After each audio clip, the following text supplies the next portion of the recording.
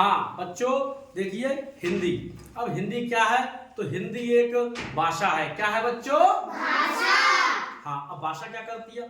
भाषा के माध्यम से हम अपने विचारों का आदान प्रदान करते हैं। भाषा के माध्यम से हम अपने विचारों का क्या करते हैं? आदान प्रदान। यानी कि दूसरे के विचारों को लेते हैं और अपने विचारों को देते हैं। ठीक है।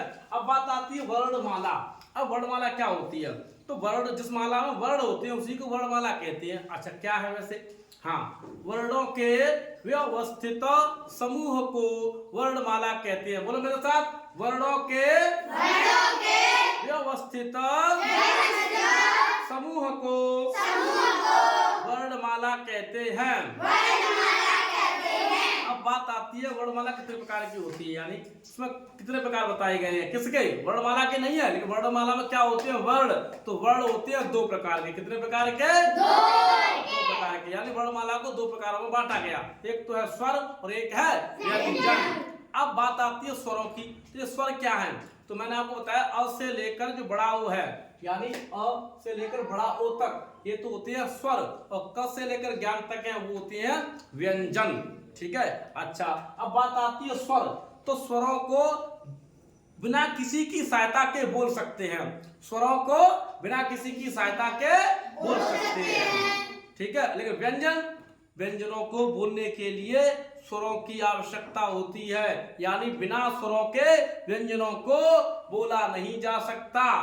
बोलो समझ गए कि नहीं? Yes sir. अब बात आती है स्वर के प्रकार की।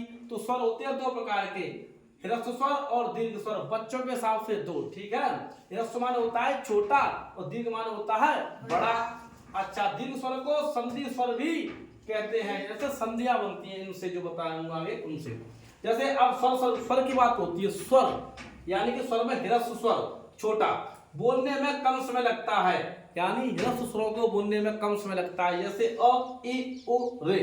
ठीक है। अब दीर्घ स्वर बड़ा, यानी कि बोलने में ज्यादा समय लगता है। आ ई उ ए ओ ओ। ठीक है। अब इनको ये जो स्वर दिख रहा है आपको दीर्घ स्वर, इनको संधि स्वर भी कहते हैं, यानी संधि में ये आती है। जैसे विद्याधन आलय, विद्यालय, कविधन ईश, कवीश, ऐसे आएंगे। ठीक है। व्यंजन, स्पर्श व्यंजन। अब स्पर्श व्यंजन 25 होते हैं। इसमें 5 वर्ग होते हैं। 5 वर्ग, प्रत्येक वर्ग में 5 अक्षर होते हैं। कितने कितने? 5 देखो तो 5 होते हैं। 1 2 3 4 5 5 25। तो ये है स्पर्श व्यंजन। आगे फिर पढ़ाएंगे।